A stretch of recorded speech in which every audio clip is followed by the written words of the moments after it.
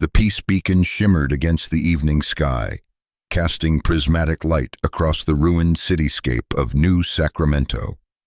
Dr. Mara Mar Lawson adjusted the calibration panel one final time before stepping back to admire their work. 2 years of research, scavenged parts, and desperate hope had culminated in this moment, Earth's grand gesture to the stars. "Ready for the demo, Ambassador?" she called over her shoulder to the small cluster of officials gathered on the observation platform. The Defense Coalition representatives shifted nervously. They represented what remained of Earth's fractured governments, a loose alliance forged from necessity after the resource wars had redrawn global boundaries.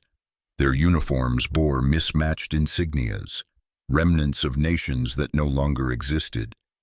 "Proceed, Dr. Lawson," the lead ambassador responded. His voice carried the weary authority of someone who'd survived too many catastrophes to believe in miracles. "Though I still maintain this beacon is an unnecessary risk. We don't know who or what might be listening." Mar nodded curtly. She'd heard this argument too many times during funding debates. "The universe is vast, but we can't hide forever. Better to announce ourselves on our terms than be discovered unprepared." What she didn't add was her personal motivation, the emptiness that had consumed her since the Shanghai skirmish had taken her wife and daughter 3 years earlier. Diplomatic outreach felt like a way to ensure their deaths hadn't been meaningless.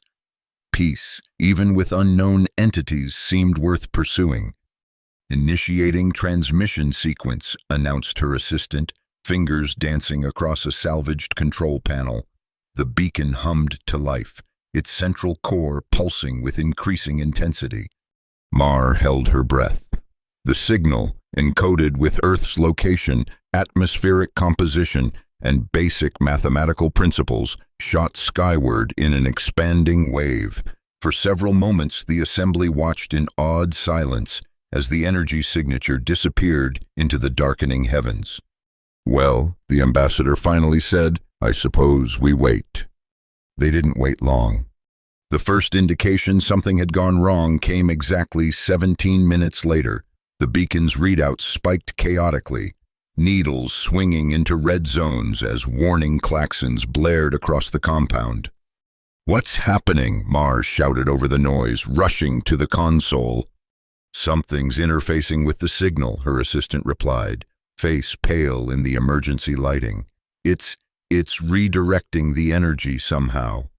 The sky above them rippled like disturbed water, then, with a sound like thunder concentrated into a single deafening crack, a sleek metallic object punctured the atmosphere. It wasn't falling so much as being pulled downward, directly toward the beacon.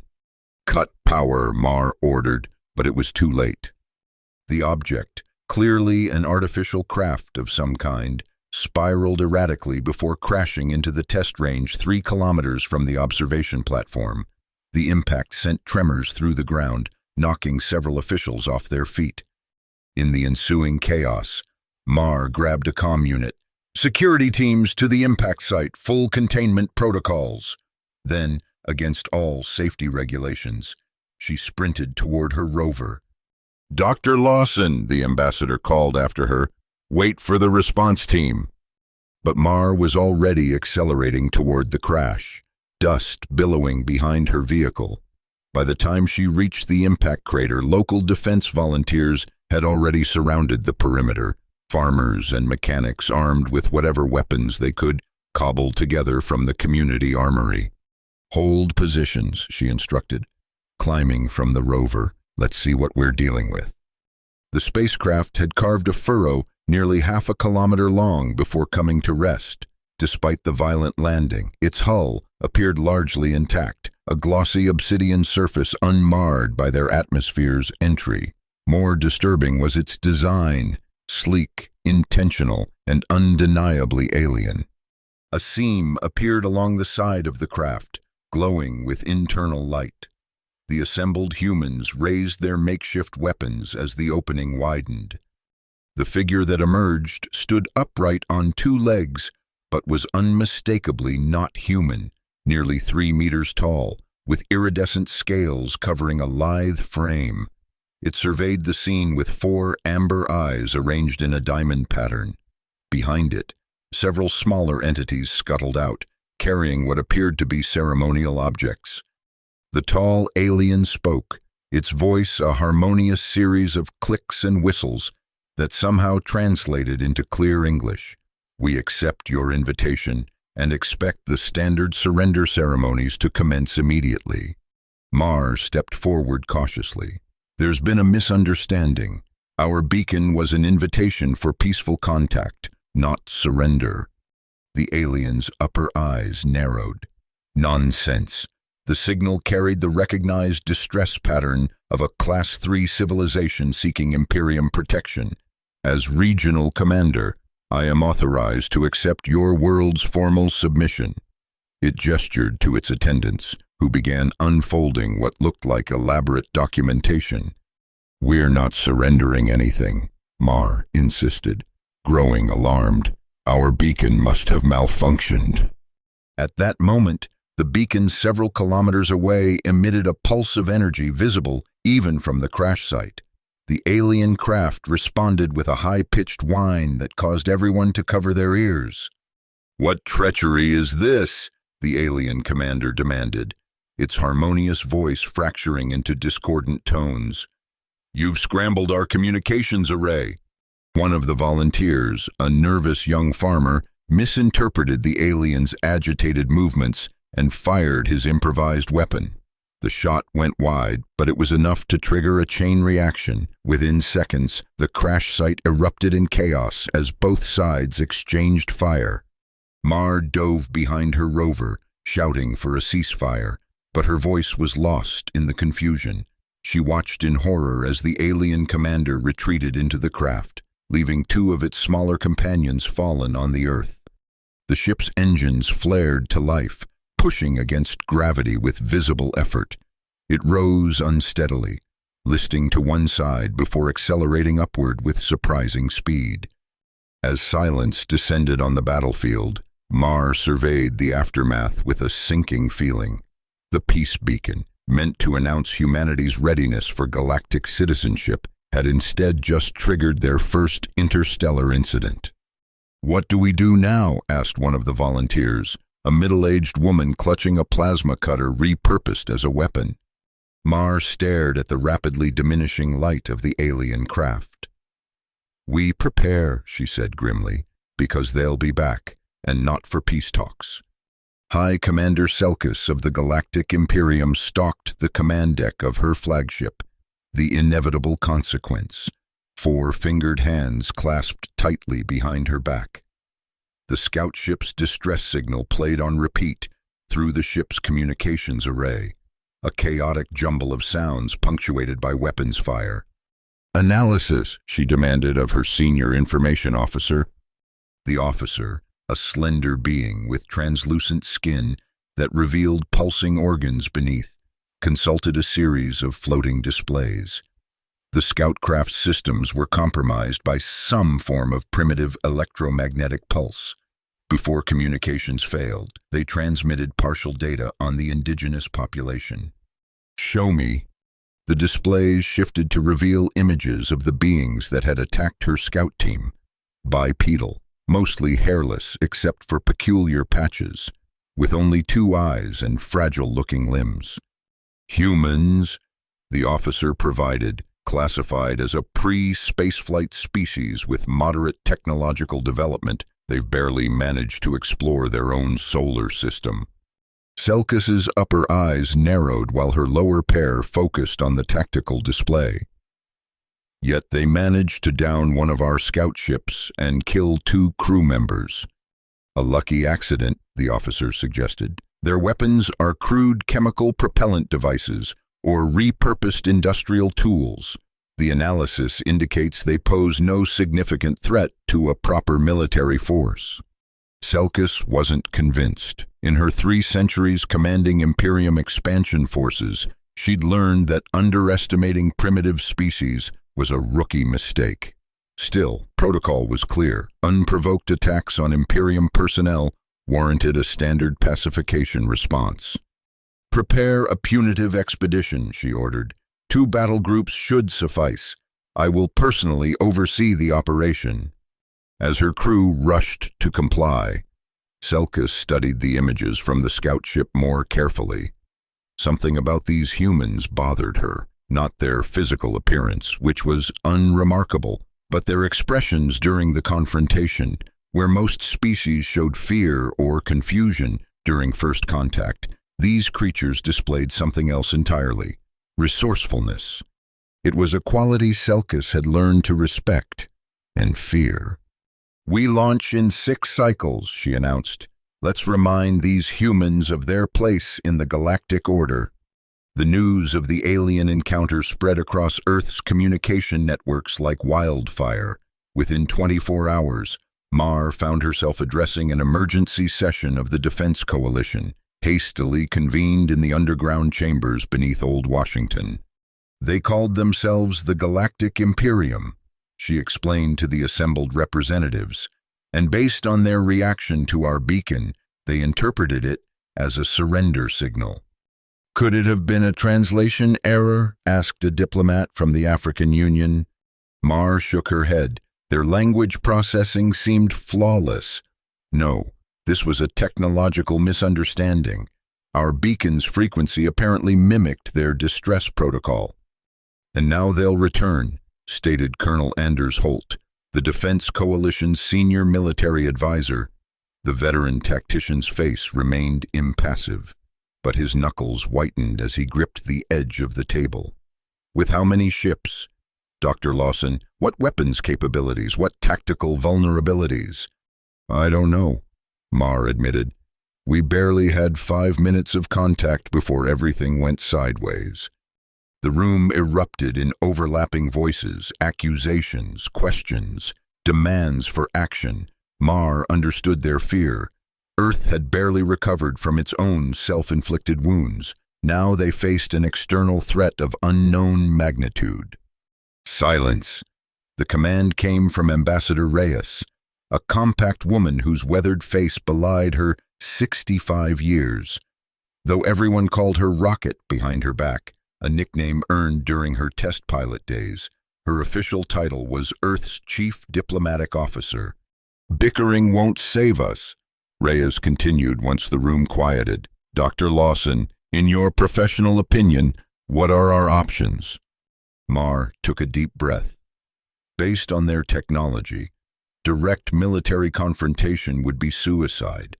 Their ship survived atmospheric entry with minimal damage. Their communication systems translated our language instantly, and they referred to us as pre-spaceflight, suggesting they're significantly more advanced. "So we surrender?" Colonel Holt's voice dripped with contempt. "No," Mar replied firmly. "We fight, but not conventionally. We use what they don't expect from us." "Which is?"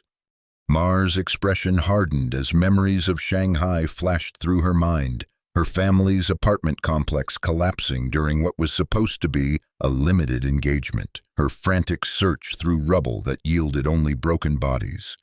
"Everything," she said. "Creativity, adaptability, the human capacity to turn anything into a weapon when our backs are against the wall."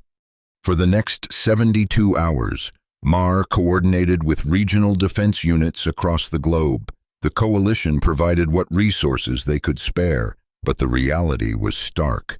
Earth's conventional militaries had been decimated during the resource wars. Their best hope lay in distributed resistance, community-based defense units organized around local knowledge and available materials. Mar called them home guards, a term that quickly caught on. Farmers converted agricultural drones into surveillance platforms. Auto mechanics repurposed magnetic lifts into anti-gravity disruptors. Chemists produced adhesive compounds that could potentially gum up alien machinery. At her makeshift command center in the ruins of Sacramento, Mar reviewed tactical updates with her core team, Vikram Doc Kapoor, a combat medic whose humor remained intact despite everything he'd witnessed. was organizing medical response units across 3 continents. Li Shu, a former security specialist, had assembled a network of hackers preparing to attempt the seemingly impossible, infiltrating alien computer systems. "You really think we can pull this off?" Doc asked during a rare, quiet moment, his dark eyes reflecting the holographic displays surrounding them. Mar studied the orbital projections, best guess estimates of where the alien fleet might appear. "We don't have a choice," she replied, "but yes, I think humans are considerably more dangerous than they realize." "Because we're all born combat-ready," Doc quipped with a tired smile. Mar raised an eyebrow. "Think about it," he continued. "Most species probably evolve from prey animals or specialized predators, but humans, we're adaptable omnivores who turned being the weakest creatures on the savannah into planetary dominance through sheer bloody-minded ingenuity." His words struck a chord. "That's it," Mar whispered. "That's how we fight them. Psychological warfare. We need to make them afraid of what they don't understand about us." The first alien ships appeared in Earth's orbit exactly 1 week after the Scout incident. 7 massive vessels took up positions around the planet, their hulls reflecting sunlight like artificial stars visible even during daylight. Rather than immediate bombardment, they broadcast a message to every functioning communication device on Earth. "Attention inhabitants of Sol 3. Your unprovoked attack on Imperium representatives constitutes an act of war under Galactic Code, Section 47.3. You are granted 1 planetary rotation to surrender your governing authorities and disarm your populations. Failure to comply will result in appropriate punitive measures." The Defense Coalition's response was a global broadcast of their own, featuring Mar as their chosen representative. Standing before a simple backdrop, she addressed the aliens with careful precision. "To the Galactic Imperium, we regret the misunderstanding that led to the unfortunate incident with your scout ship. However, Earth does not recognize your authority and will not surrender. We propose immediate diplomatic negotiations to resolve this conflict peacefully." Then she added the psychological element they'd prepared. "We also feel it necessary to warn you about certain aspects of human biology and psychology that may not be apparent from your scans. Specifically, our neurochemistry makes us uniquely dangerous when threatened." To illustrate this point, the broadcast cut to footage of various Earth predators, pack-hunting wolves, ambush-hunting big cats, and most importantly, footage of military working dogs in training. The video showed German Shepherds and Belgian Malinois attacking training dummies with ferocious intensity. "These are among our companion animals," Mar's voice explained over the footage. "Species we've domesticated because they're considerably less aggressive than humans in combat situations." It was a calculated bluff, presenting Earth's apex predators as pets to imply humans were even more dangerous. Whether the aliens would fall for it remained to be seen. The response came 3 hours later as shuttlecraft descended through the atmosphere toward major population centers. Rather than explosive ordnance, they deployed what appeared to be reconnaissance drones, thousands of them, each roughly the size of a tennis ball, dispersing to scan Earth's defenses. Phase 1 of the Imperium's standard invasion protocol had begun. Mars' guerrilla strategy shifted into high gear. In cities worldwide, Home Guard units implemented countermeasures against the alien surveillance. In Mumbai, textile workers covered entire neighborhoods with reflective fabrics that confused scanning equipment. In Lagos, sound engineers deployed ultrasonic emitters that disrupted drone communications. In the ruins of Chicago, a platoon of retirees executed a particularly effective ambush using homemade pepper spray mortars combined with deafening opera music broadcasts. The operation that gave Mar the most satisfaction, however, was coordinated by Doc Kapoor in the Amazon basin. Using knowledge of local wildlife, his team captured several dozen tarantula hawk wasps, insects with one of the most painful stings on Earth, and released them near a drone cluster. The alien devices, programmed to investigate potential weapons, followed the insects directly into a makeshift electromagnetic pulse trap that disabled over 300 units. The trap worked perfectly, Doc reported via encrypted channel, his usual smile broader than ever. And you should have seen their recovery team. They were wearing what looked like full hazmat gear to collect the disabled drones. I think our dangerous wildlife gambit is working. Mar allowed herself a moment of hope. Earth's defenders were buying time and gathering intelligence, but she harbored no illusions about their long-term prospects. The aliens had yet to deploy their real military capabilities. That changed on day 3 of the invasion. High Commander Selkis reviewed the reconnaissance data with growing irritation. The preliminary assessment of human capabilities had been woefully inadequate. While their technology remained primitive by Imperium standards, their defensive tactics were unlike anything in the standard xenological databases. They're using their own atmospheric pollutants to mask heat signatures, her tactical officer noted, and they've somehow coordinated responses across completely isolated geographic regions without central command infrastructure. What about their weapons systems? Selkis demanded. Still primarily kinetic and chemical-based, though they're employing them in unconventional ways. They've also demonstrated unexpected biological countermeasures. The tactical display showed footage of the wasps that had lured drones into an EMP trap. Another sequence revealed humans using trained birds of prey to attack reconnaissance units mid-flight. Most concerning were the psychological warfare elements. Human broadcasts continued to emphasize their species' supposedly unique neurological responses to threat, claiming that combat stress activated dormant genetic traits that enhance strength and aggression. While Selkis suspected exaggeration, her science division couldn't definitively rule it out without biological samples. They're stalling, she concluded, trying to delay while they mobilize their real defenses. It was what she would have done in their position. Proceed to Phase 2, she ordered. Targeted infrastructure strikes. Let's see how creative they remain when their major power grids fail.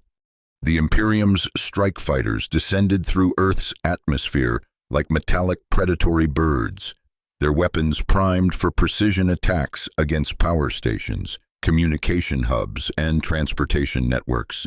What they weren't expecting was the welcome they received. In orbit around Earth, a fleet of seemingly derelict satellites suddenly activated.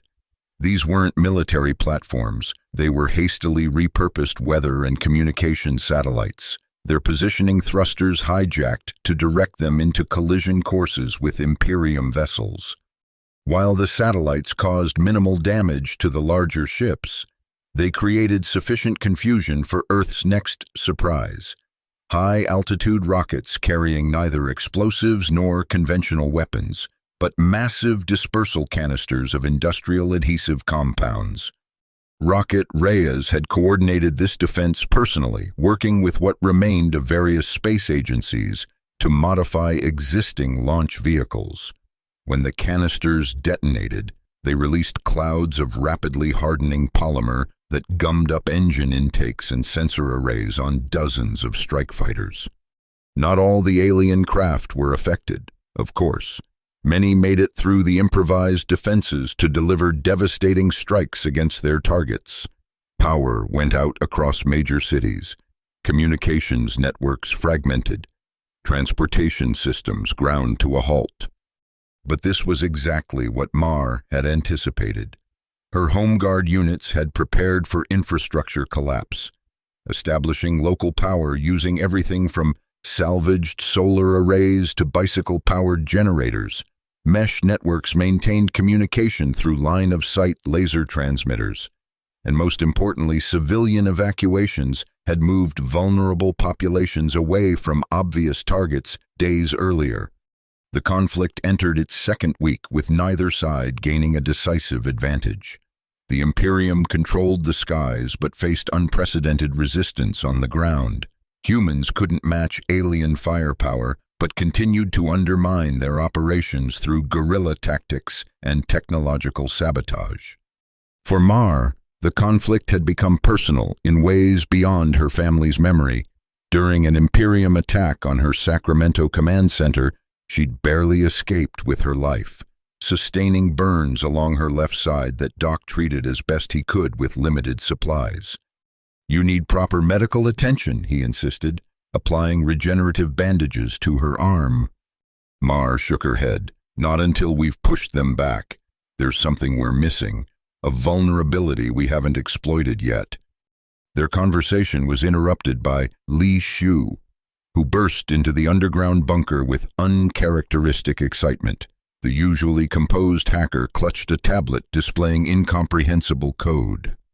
"We've done it," Li announced. "We've cracked their communication encryption." Mar straightened, despite the pain. "How? Their technology is centuries beyond ours."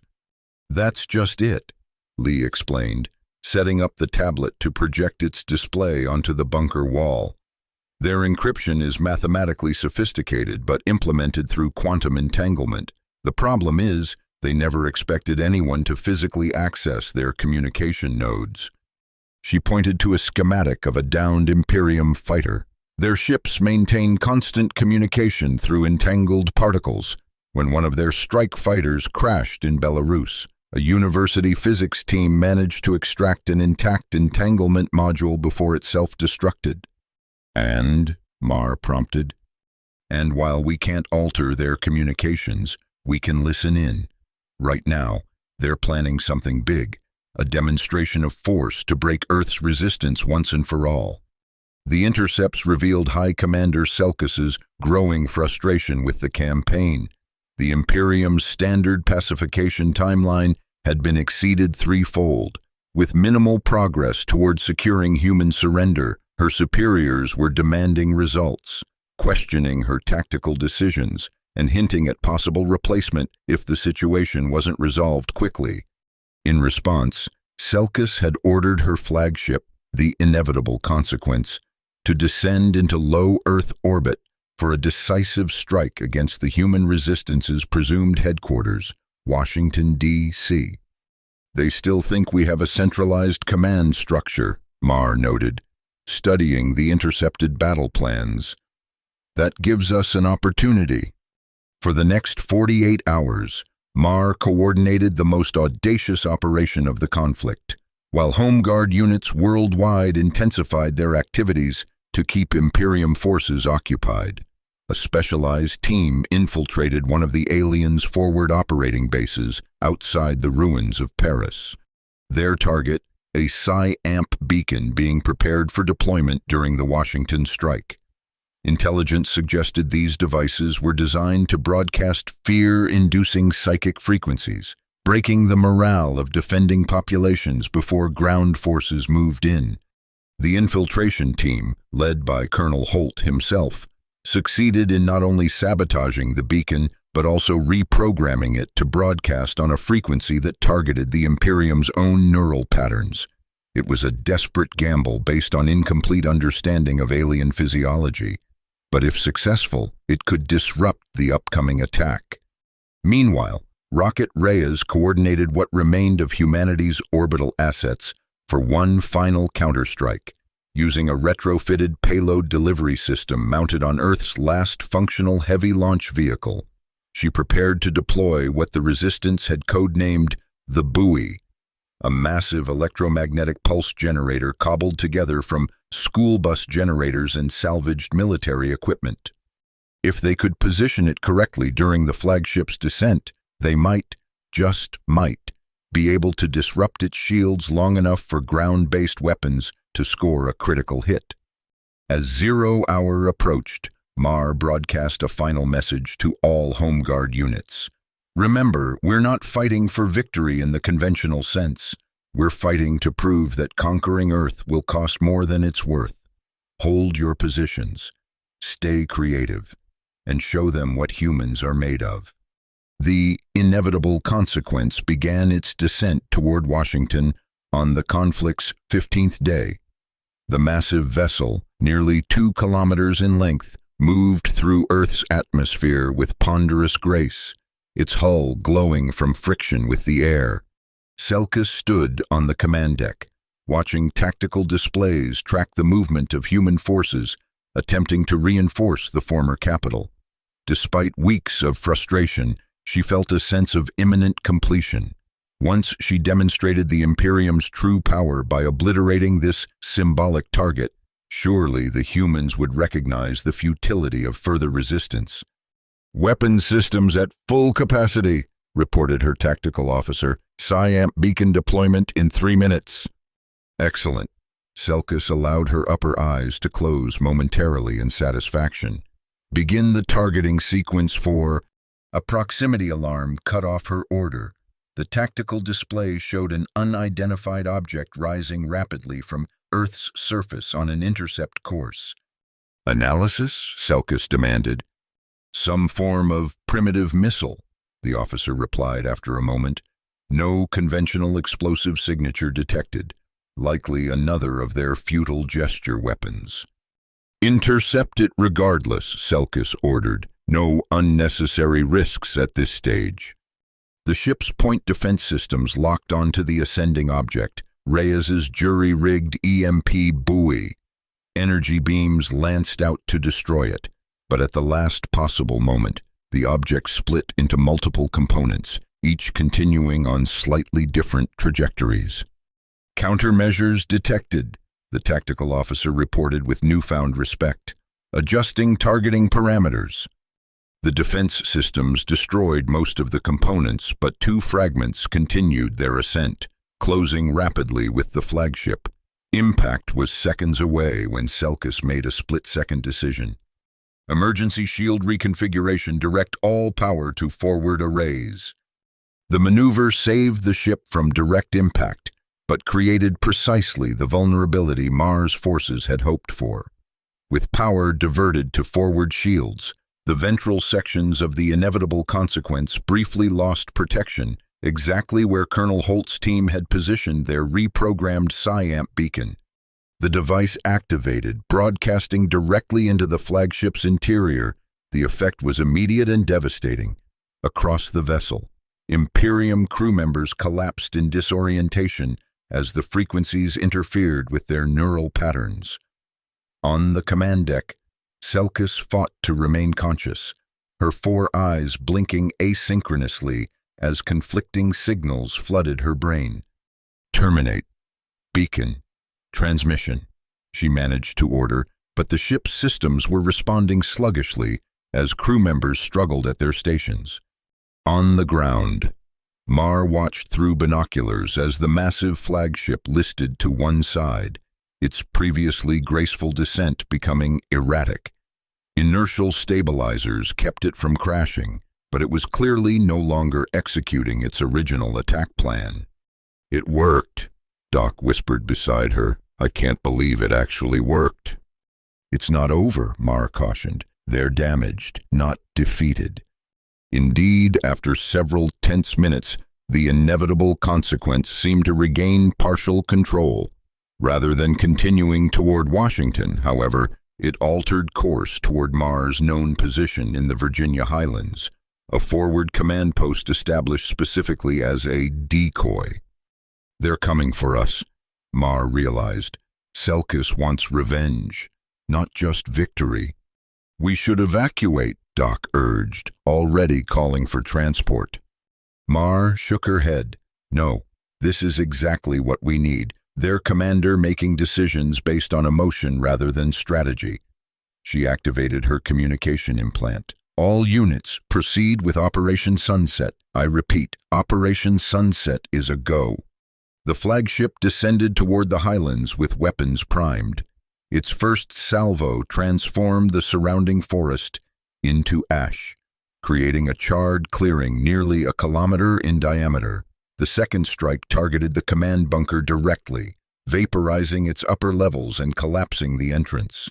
What Selkis couldn't know was that Mar had evacuated most personnel hours earlier, leaving behind only automated systems and holographic projections to simulate continued activity. The real command team had relocated to a secondary bunker 3 kilometers away, close enough to maintain the deception, far enough to survive the initial bombardment. But Mar herself had remained behind, hiding in a reinforced sub-basement designed to withstand the worst of the attack. As dust and debris settled around her, she activated an emergency breather and began the most dangerous phase of the operation, a direct confrontation with High Commander Selkis. The Imperium landing craft touched down at the edge of the impact crater. Selkis emerged, flanked by her personal guard, 4 heavily armed warriors in environmental suits designed to protect against Earth's contaminations. She surveyed the destruction with all 4 eyes, scanning for survivors amid the rubble. "Find their leader," she ordered, "the one they call Mar. I want to see this human before we conclude this operation." Her guards spread out, utilizing scanning equipment to detect life signs beneath the collapsed structure. One of them paused near a partially intact section, its scanner emitting a series of confirmation tones. "Life signs detected, Commander. 1 organism, humanoid, approximately 30 meters below surface level." Selkis approached the location, mandibles clicking in anticipation. "Open a path," she commanded.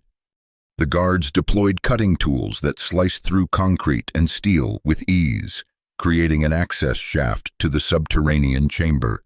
Selkis descended first, her tall frame navigating the narrow passage with practiced grace. She found Mar waiting in a small, reinforced room, sitting calmly at a makeshift desk. The human appeared injured, bandages visible beneath torn clothing, but her expression showed no fear. "Dr. Mara Lawson," Selkis greeted her, using the formal name intercepted from human communications. "Primary instigator of resistance against the Imperium. Your capture concludes this regrettable conflict." Mar smiled thinly. "Does it? Interesting assumption." Selkis's upper eyes narrowed. "Your defensive capabilities are exhausted. Your command structure is decapitated. Continued resistance is illogical. I think you'll find humans are rarely bound by pure logic, especially in survival situations." Mar leaned forward slightly. "But let me ask you something. Commander Selkis, in all your centuries of conquest, have you ever encountered a species that forced you to personally lead a ground assault?" The question caught Selkis off guard. "Your tactical innovations have been noteworthy," she conceded after a moment. Nevertheless, the outcome was never in doubt. "Then why are your superiors questioning your competence?" Mar asked. "Yes, we've been listening to your communications. Interesting how the mighty Imperium struggles with a pre-spaceflight species, isn't it?" Selkis felt a surge of anger but controlled it. This human was attempting to manipulate her emotions, a primitive but occasionally effective tactic. "Enough conversation," she declared. "You will be transported to the flagship for formal processing. Your people will surrender within 1 planetary rotation, or systematic elimination of population centers will commence." Mar nodded, as if expecting this response. "Before you take me, there's something you should know about the infiltration of your Paris forward base." Selkis stiffened.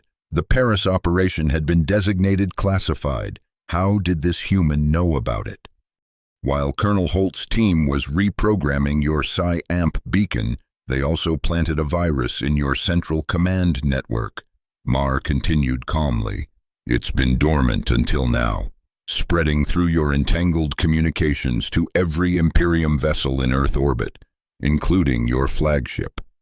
"Impossible," Selkis dismissed. "Our systems are quantumly isolated from external interference."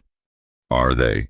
Mar reached slowly into her pocket and withdrew a small device, little more than a modified communicator with a single button. "This transmitter is keyed to activate the virus. When triggered, It will initiate a cascading failure in your ship's antimatter containment systems. Selkis's 4 eyes widened in alarm. Antimatter containment failure would result in catastrophic explosions, capable of destroying not only the Imperium fleet, but causing significant atmospheric damage to Earth itself. "You're bluffing," she stated, though with less certainty than she intended. "You would not risk your own planet's destruction." Mar's expression hardened. 3 years ago, I watched my family die in rubble because someone decided victory was worth any cost. I learned then that sometimes survival requires unthinkable choices. She placed her thumb over the button. "The question is, are you willing to test that lesson?" For several tense moments, the bunker was silent except for the distant rumble of continuing bombardment. Selkis calculated probabilities, weighing the humans' claim against known infiltration incidents. The Paris breach had indeed occurred. Quantum isolation protocols had been temporarily compromised during the Psi-Amp beacon attack. It was a small vulnerability, but potentially sufficient for a targeted virus insertion. The risk, she concluded, was unacceptable. "What are your terms?" Selkis finally asked, her harmonious voice unnaturally flat. "Immediate cessation of hostilities, withdrawal of all Imperium forces from Earth's solar system, recognition of Earth's sovereignty and non-interference in our affairs moving forward." "The Imperium does not abandon conquered territories," Selkis objected. "Then consider us not conquered but allied," Mar suggested. "Your reports can indicate Earth voluntarily joined the Imperium under special autonomous status. Your superiors get their political victory. We maintain our independence, and most importantly, everyone lives." It was an elegant solution, one that allowed Selkis to salvage her reputation while giving Earth the breathing room it needed. Still, capitulation went against everything her centuries of service represented. "And if I refuse?" Mar's thumb pressed slightly harder on the button. "Then we find out together if I'm bluffing." What Selkis couldn't know, what no one except Mar knew, was that the device contained no virus activation protocol. The infiltration team had indeed planted disruptive software in the Imperium network, but it was designed to corrupt navigational systems, not antimatter containment. The threat of mutual destruction was a final, desperate bluff. After what seemed an eternity, Selkis inclined her head in the Imperium gesture of formal acceptance. "Very well, Dr. Lawson. A temporary cessation of hostilities while terms are formalized." Mar maintained her composure despite the surge of relief. "Wise decision, Commander. Perhaps your species and mine have more in common than either initially assumed." Within hours, the bombardment ceased worldwide. Imperium ground forces began withdrawing to their ships, and in orbit, the massive vessels that had loomed threateningly for weeks gradually moved to higher altitudes. The formal negotiations took place on neutral territory, an orbital platform hastily constructed between Earth and lunar orbit. Mar represented humanity alongside Rocket Reyes, Colonel Holt, and a small delegation of Defense Coalition officials. Selkis brought her senior officers and a holographic connection to the Imperium's central governance cluster. The resulting agreement, eventually known as the Sol Accords, recognized Earth as an autonomous protectorate within the Imperium's sphere of influence. In practice, this meant humans retained complete control over their planet and solar system, while gaining limited access to alien technology and knowledge, particularly in medicine, sustainable energy, and environmental restoration. When the last Imperium ship departed Earth orbit, celebrations erupted across the planet. Communities emerged from bunkers and shelters to begin rebuilding. The Home Guard units that had fought so effectively transitioned to reconstruction teams, applying the same resourcefulness to healing that they had to resistance. For Mar, victory brought no euphoria. The conflict had reopened wounds she'd thought scarred over, reminding her of all she'd lost before the aliens ever arrived. As Earth's newly appointed ambassador for Terran defense doctrine, she found herself overwhelmed with responsibilities that left little time for personal reflection. It was Doc who finally cornered her in her office 3 months after the conflict's end. "You need to talk about it," he insisted, placing a bottle of rare pre-war scotch on her desk. All of it, Shanghai, the invasion, the bunker confrontation. Mar stared at the amber liquid as he poured 2 glasses. "I told Selkis I was willing to destroy Earth to save it," she admitted after taking a long sip. "The worst part, in that moment, I think I meant it." "But you didn't have to follow through," Doc pointed out. "Your bluff worked because it was believable. That's what saved us. Your willingness to do the unthinkable made even an advanced species like the Imperium hesitate." "Is that supposed to make me feel better?" "No," Doc replied honestly. "But it might help you understand why the Coalition unanimously appointed you ambassador. You embody the quality that ultimately protected Earth, the human capacity to adapt, improvise, and overcome against impossible odds." He raised his glass. "To being born combat ready." Mar reluctantly clinked her glass against his. "To never having to prove it again." 6 months after the conflict, Mar stood on the observation deck of the newly constructed Unity Tower in what had once been Sacramento. The structure, built partly with repurposed alien materials, rose above the surrounding ruins like a promise of what might come next. From this height, she could see communities rebuilding across the valley. Farmers had incorporated reclaimed alien tech into irrigation systems. Schools had added diplomatic defense to their curricula alongside traditional subjects. Children played games inspired by the conflict, mimicking the tactics that had preserved their future. More significant were the changes beyond Earth. The first human vessels equipped with adapted Imperium drive systems were preparing for trial runs to Mars. Scientific exchanges had begun with 3 other autonomous protectorates within the Galactic Imperium, species that had followed paths similar to humanity's. And most surprisingly, regular communication had been established with High Commander Selkis, who had not been demoted as Mar had expected, but promoted to oversee a comprehensive review of Imperium First Contact protocols. "Your species forces us to reconsider many assumptions," Selkis had admitted during their last conversation. "The capacity to transform anything into a weapon, to coordinate without centralized command, to sacrifice individual survival for collective advantage. These are traits we previously associated only with hive organisms, not tool-using intelligences." Mar had accepted the observation without comment. She understood now what Doc had meant about humans being born combat ready. It wasn't about aggression or violence, but adaptability, the ability to transform anything, including themselves, in response to existential threats. As darkness fell, Mar's gaze drifted upward to the stars, countless points of light representing worlds humans might someday visit. The universe had proved more complex and dangerous than anyone had imagined before the Peace Beacon's fateful activation, but it had also revealed possibilities beyond Earth's isolation. "We'll be ready next time," she whispered to the night sky, "not as conquerors or victims, but as equals, a species that had earned its place among the stars by refusing to surrender its home." Somewhere in that vast expanse, other civilizations were watching and reassessing their understanding of the universe.